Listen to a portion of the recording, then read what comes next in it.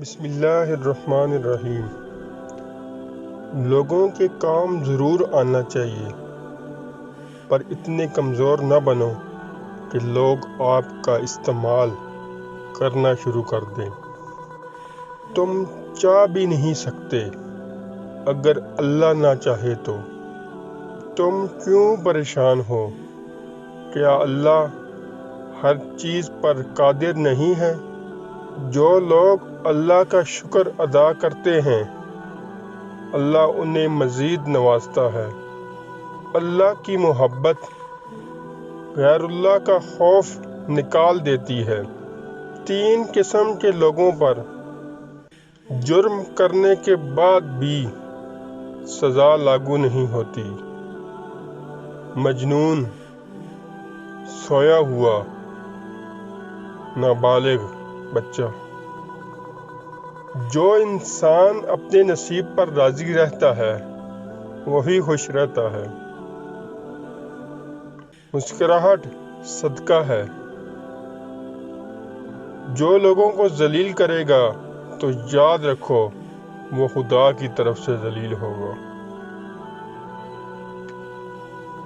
بہترین دنوں کے لیے بدترین دنوں سے لڑنا پڑتا ہے۔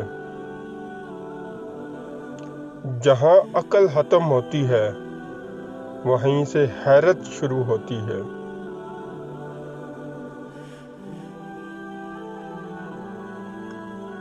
بد نظری کا سب سے بڑا نقصان یہ ہے کہ انسان سے حلاوت چھن جاتی ہے۔ اللہ جس سے راضی ہوتا ہے اس کا باطن اس کے سامنے آشکار کر دیتا ہے۔ اللہ جسے ہدایت دیتا ہے اس کا سینہ اسلام کے لیے کھول دیتا ہے۔ نیک گمان نہ رکھنے والا انسان بھی ہمیشہ ٹینشن میں رہتا ہے۔ جدائی کے وقت انسان کو بہت افسوس ہوتا ہے اگر وقت اچھا نہ گزرا ہو۔ موت کے وقت بھی ایسا ہی ہوتا ہے اگر زندگی اچھی نہ گزری ہو۔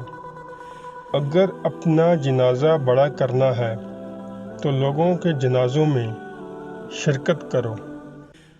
انسان اپنے دشمن کو اس لیے مارتا ہے تاکہ اس کے شر سے محفوظ رہ سکے۔ سکون اللہ کے احکامات پورا کرنے میں ہے، خواہش نفس کے پورا ہونے میں نہیں۔ سیرت رسول صلی اللہ علیہ وسلم انسان کو جہالت سے نکالتی ہے۔ بیٹیاں رب کی رضا کی دلیل ہیں۔ مرد اپنی جوانی میں اپنی بیٹیوں کا مستقبل لکھ رہا ہوتا ہے۔